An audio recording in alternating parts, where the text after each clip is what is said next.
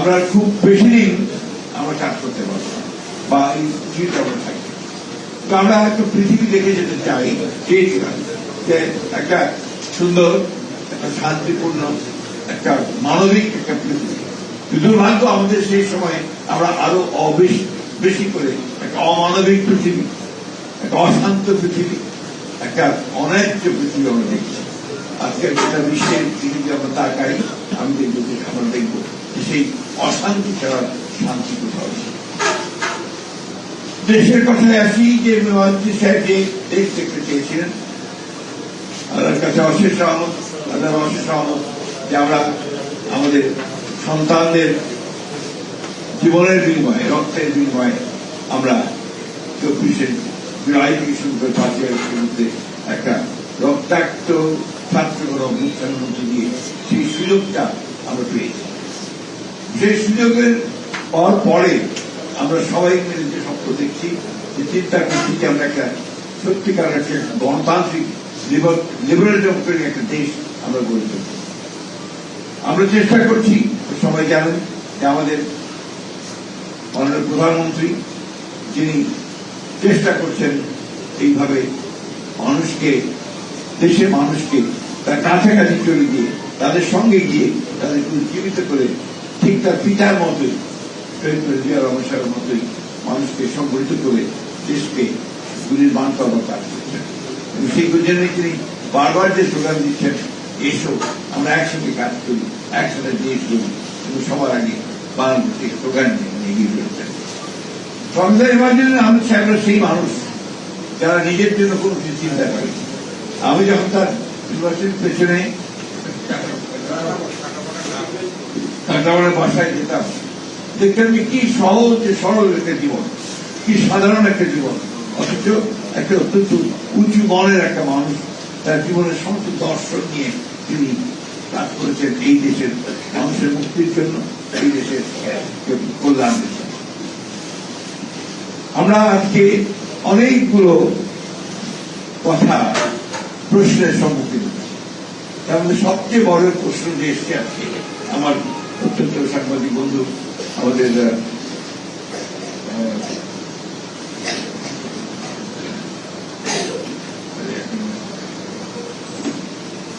সাংবাদিক বন্ধু আমাকে একটা চিঠি পাঠিয়ে আমার এই বিষয়েও কথা বলা হয়েছে, সেই জন্য আমি কথাগুলো সুমন ভাই। তো তিনি বলেছেন যে আজকে যে প্রশ্নগুলো আসছে, যে বিশেষ করে আমাদের বিরোধী দল থেকে বলা হচ্ছে জুলাই সনদ বাস্তবায়নের দাবি সংস্থা আদায় না হলে রাজপথে ফায়সালা হবে। এই প্রশ্নটা আসলে আমার কাছে মনে হয় যে মানুষকে বিভ্রান্ত করার জন্য প্রশ্নগুলো হচ্ছে। জুলাই সনদ তো আমরা স্বাক্ষর করেছি একসাথে, যে সমস্ত দলগুলো আমরা আন্দোলন করেছি একসাথেই স্বাক্ষর করেছি, এবং জুলাই সনদে প্রতিটি অক্ষর আমরা বারবার করে বলছি যে আমরা এই বাস্তবায়ন। কারণ হচ্ছে যে কথাগুলো বলা হয়েছে, যে গণভোটের কথা, সেই গণভোটের একটা অংশ তো আমাদের সঙ্গে কোন আলোচনাই হয়নি, যে কথাটা বলা হয়েছে। অর্থাৎ আমরা বারবার করে যে কথা বলতে চাচ্ছি যে আমরা এই যে উচ্চকক্ষে অনুপাতিক হারে ভোট অনুপাতিক হারে যে আপনার প্রতিনিধিত্ব হবে, সেই বিষয়টা আমরা কখনোই এবং সেখানেই তারা আমাদের সঙ্গে, আমি সেই সময় যদি মনে থাকে আমি স্টেটমেন্ট দিয়েছিলাম আমি নিজে, যে জাতিসংঘে প্রতারণা করা হয়েছে। রিফর্ম কমিশন তারা যে কথা বলেছিলেন, যেভাবে তারা নিয়ে এসছেন আমাদের কনসেন্ট ছাড়াই, সেই কনসেন্ট ছাড়া তারা নিয়েছে। এবং জুলাই সনদের বইটা যদি আপনারা পড়েন, প্রতিটি জায়গায় বলা আছে যে দল তাদের ম্যানিফেস্টো অনুযায়ী যেভাবে আসলে যে নির্বাচিত হবে তারা তাদের ম্যানিফেস্টো অনুযায়ী সেটাকে বাস্তবায়িত করবে। আমরা বারবারই এই কথা বলেছি এবং আমরা কমিটেড, আমরা 21 দফাতে যেমন কমিটেড, ঠিক তেমনি হবে আমরা কমিটেড হচ্ছি জুলাই সনদে, কিন্তু সেটা আমরা যেভাবে চেয়েছি সেভাবে আমরা করছি।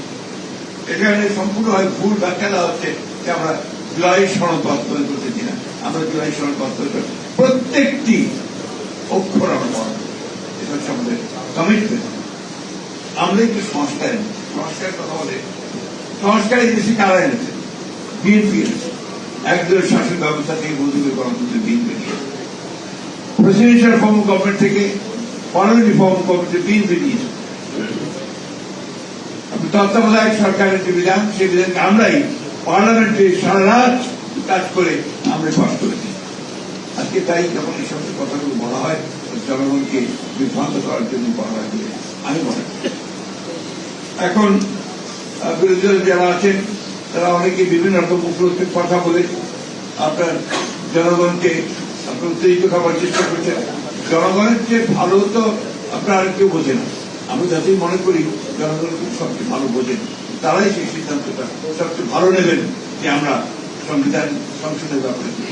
এখন যে কথাগুলো নিয়ে তাদের কথা, সংবিধান সংস্কার আর সংবিধান সংশোধন, আমরা তো বরাবরই বলে এসেছি যে আমরা সংবিধান সংশোধন করতে চাই, আমাদের সংবিধান সংস্কারের কথা কখনোই বলি।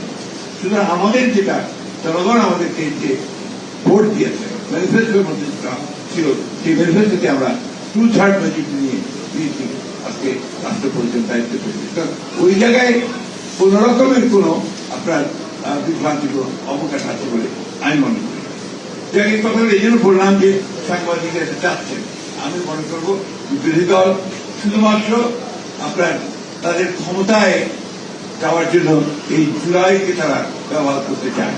আমরা কিন্তু চাই না যে জুলাই কিন্তু ক্ষমতার যাওয়ার জন্য আরেকটা হাতিয়ারি করে। আমরা যেটা বারবার করে বলে আসছি, জুলাই আন্দোলন শুরু ওই জুলাই মাসেরই আন্দোলন। জুলাই আন্দোলন কিন্তু আমরা দীর্ঘকাল ধরে ফ্যাসিবাদের বিরুদ্ধে দীর্ঘকাল ধরে প্রায় 18-19 বছর ধরে যে লড়াই হয়েছে, সে লড়াইয়ের ফলশ্রুতি হচ্ছে আমাদের এই 24 জুলাইয়ের আন্দোলনের ফলশ্রুতি। আমাদের এই বিএনপির সম্পাদনা করার কথা বলে, বিএনপির 60 লক্ষ মানুষের বিরুদ্ধে মিথ্যা মামলা হয়েছে। বিএনপির প্রায় 1700 নেতা কর্মী গুম হয়ে গেছে। বিএনপির কয়েক হাজার মানুষ হত্যা হয়েছে এই ফ্যাসিবাদের বিরুদ্ধে লড়াই করতে। কিন্তু এই কথাগুলো বারবার আমাদেরকে বলতে হয় এই জন্যই যে অনেকে এটাকে একটা বিভ্রান্তির সৃষ্টি করতে আসে। প্রফেসর ইমাজউদ্দিন সাহেব আমাদের সঙ্গে কাজ করেছেন দীর্ঘদিন, এই জন্য না যে বিএনপির কাছ থেকে তিনি কোনো কিছু পাবেন। বিএনপি তখন সরকারে ছিল না, বিএনপি তখন গণতন্ত্রের জন্য লড়াই করছিল, লড়াই করছে। প্রফেসর ইমাজউদ্দিন সাহেবকে আমরা এই জন্যই সবসময় মনে রাখার চেষ্টা করি। প্রফেসর ইমাজউদ্দিন সাহেব আমাদের সেই সাহেব অত্যন্ত সুন্দর করে কথা লিখতেন যে আমাদের জন্য তিনি ছিল সেই বাতিঘর, যে বাতিঘরকে দেখে আমরা লিবারেল ডেমোক্রেসির দিকে যাওয়ার চেষ্টা করছি। সেই লিবারেল ডেমোক্রেসি আমি একটা কথা আমার প্রায় মনে হয় যে আমরা ওইখান থেকে সরে যেতে চাই কেন? ডেমোক্রেসি থাকতে আমাদের প্রবলেমটা কোথায়?